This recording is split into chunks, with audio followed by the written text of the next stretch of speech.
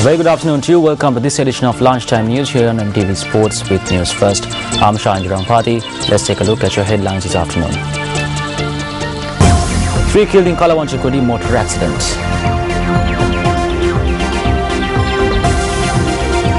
Prices of vegetables in Dambulla reduced drastically.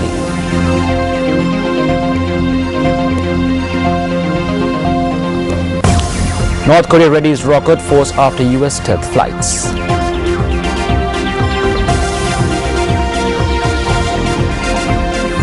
For those stories in details, 3 individuals died in a motor accident that took place in the Kalawanchikudi area along the Batiklo-Kalmune main road. According to the police, the accident took place when a van collided with a stationary 3-wheeler and a motorbike. The remains of the deceased are currently lying at the Kalawanchikudi hospital. The rider of the motorbike, who was also injured, has been admitted to hospital.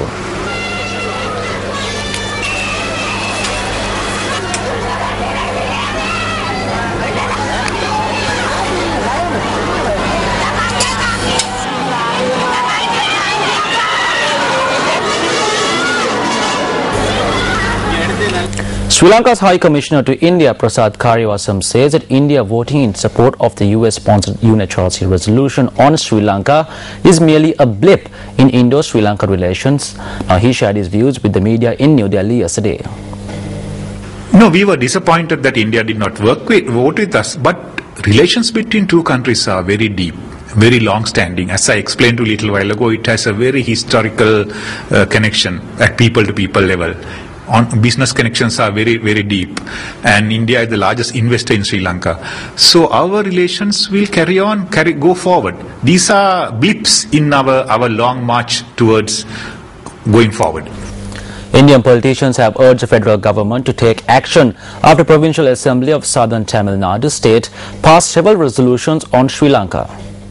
The central government has not bothered to give consideration to this, and the central government has not discussed these resolutions. The central government has not brought these things to the notice of the parliament when parliament was in session. So this union government cannot be so careless and discriminatory in not giving due consideration to the resolutions passed by State Assembly, to the letters written by Tamil Nadu Chief Minister. It is a deplorable attitude of the central government. It should be condemned in all possible terms. Meanwhile, musicians and singers in India's southern Chennai city staged a day-long fast yesterday in protest against Sri Lanka. Nearly 100 singers took part in the fast at Valluvar Kottam, popular monument in Chennai.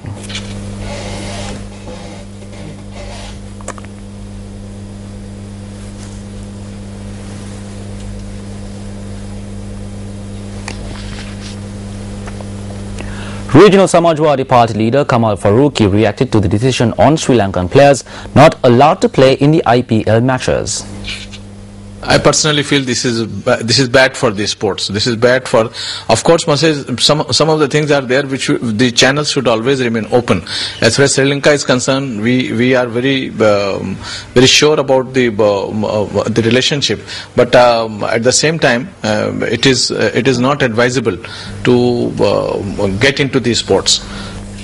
Meanwhile, on other local news, 4 foreign nationals who were kept at the Mirihana Holding Centre have escaped. Controller General of Immigration and Emigration Chulananda Pereira says that the escapees were among a group of Myanmarese nationals who were rescued in the southern seas of Sri Lanka recently. The group of Myanmarese nationals who were stranded at sea were rescued by the Navy on the 17th of last month. They were later handed over to the Mirihana Holding Centre based on a court order. 4 of the 17 Myanmarese nationals have escaped from the holding centre. Controller General of Immigration and Emigration Chulananda Pereira says that the police and the Department of Immigration and Emigration have commenced investigations. Well, coming up on the news this afternoon.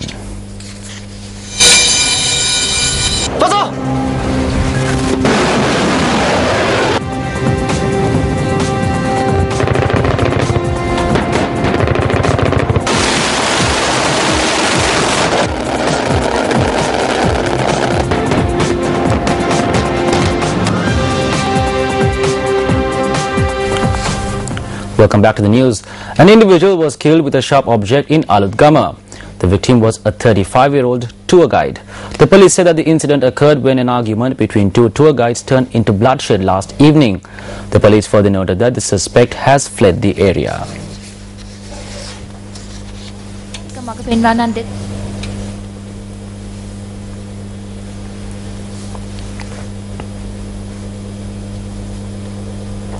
A biography on veteran actress Irangani Serasinga was launched at the Lionel Wendt Art Gallery in Colombo yesterday. The biography, titled Irangani as Told to Kumari Silva, was launched last evening.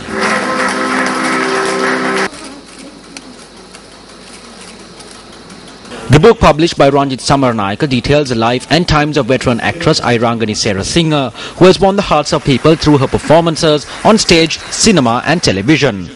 A large gathering including former President Chandrika Kumaratunga and leader of the opposition and the United National Party Ranil Wickremesinghe were present at the launch.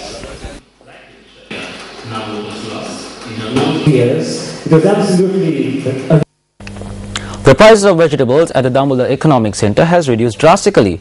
Now, our correspondent said that the reason for this is the excessive stocks of vegetables received to the Dambulla Economic Centre. As farmers continue to harvest vegetables, excessive stocks of vegetables have reached the Dambulla Economic Centre. Therefore, vegetables could be seen stocked up at the Dambulla Economic Centre. Traders point out that problems have cropped up despite the reduction in vegetable prices. They note that excess stocks of vegetables amounting to nearly 30,000 kilograms have been disposed so far. Vegetables which were sold at very high prices few months ago are now being sold at very low rates.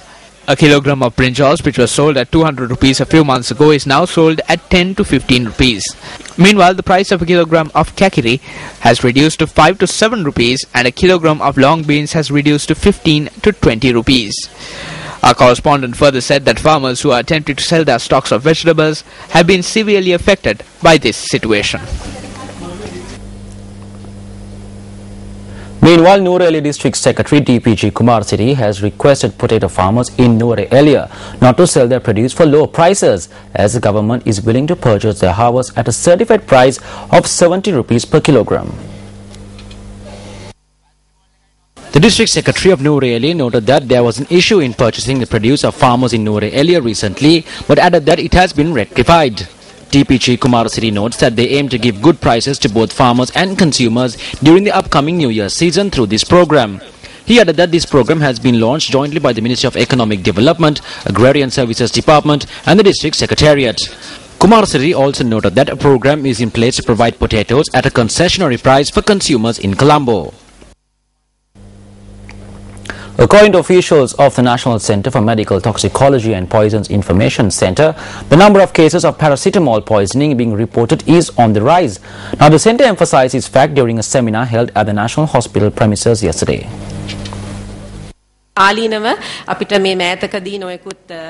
Recently, there were deaths caused due to the misuse of various cough syrups. A survey on paracetamol usage shows that admission due to misuse of paracetamol has increased by 65%. If you consume more than the required amount of paracetamol over a period of 2 to 3 days, this could cause damage to the liver. If paracetamol is misused to cure the bout of virus flu that is spreading, this could cause fatalities. මේ නොයෙකුත් දරුවන් ඒ වගේම වැඩිහිටිය මරණයට පවා පත් වෙනවා. දන්නවා මේ පැරසිටමෝල් කියන ඖෂධය We know that paracetamol is a commonly available drug that many people use.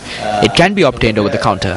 Because of this, individuals take paracetamol to cure both illnesses as well as headaches and other symptoms. Taking 2 tablets in such cases is sufficient. It is important that the public is aware about the usage of paracetamol. Paracetamol පිළිබඳව හැමෝම දැනුවත් වීම ඉතාම වැදගත් වෙනවා. On to your sports bulletin, captain of the Sri Lanka cricket team Angela Matthews says that his bowling unit failed to deliver yet again. Now, Matthews made this comment at the post-match media briefing following Sri Lanka's 3-wicket defeat to Bangladesh, which squared the 3-match ODI series 1-1. I think as a batting unit, the players delivered exceptionally well, especially Tilakaratne Dilshan and Kusal Janit for giving us an impressive start to the innings. But I think that the middle order were in a bit of a hurry. 302 in a 50-over game is a massive total. Although we did exceptionally well in our batting, I feel that our bowling failed to deliver yet again. පිතිකරණාංශයෙන් හොඳටම කරා. නමුත් පන්දු යැවීම අංශය මම හිතන්නේ ආයි අපි දුර්වල තත්ත්වයක් පෙන්වන්න කරා. Matthews also explained as to why Jeevan Mendes was not used in the bowling attack. පන්දු කියවීමේදී මම හිතන්නේ ඒ කියන්නේ දඟ පන්දු යවන්නට පොඩි. The spinners found it difficult to adapt to the wet conditions after the rain because they could not grip the ball. Sachitra Senanayake also found it difficult. We did not use our spinners after the rain because the entire ground was wet. Thisara Pereira, Nuwan Kulasekara, Lasith Malinga, Sachitra Senanayake and myself were the top 5 go-to bowlers at the time. But I feel that I could have given Jeevan Mendes a spell if the ball was not wet. අපේ කණ්ඩායමේ සිටින හොඳම පස් දෙනා ඒ වෙලාවේ මට යොදා ගන්න පුළුවන් වුණා. ඉතින් මම හිතනවා ජීවන් මෙන්ඩිස්ට අවස්ථාවක් ලබා දෙන්න තිබුණා වතුර තිබුණේ නැත්තම්. That brings an end to our lunchtime news bulletin here on MTV Sports. Thank you very much for watching. I'm Shahan Jurangpati. Goodbye and take care.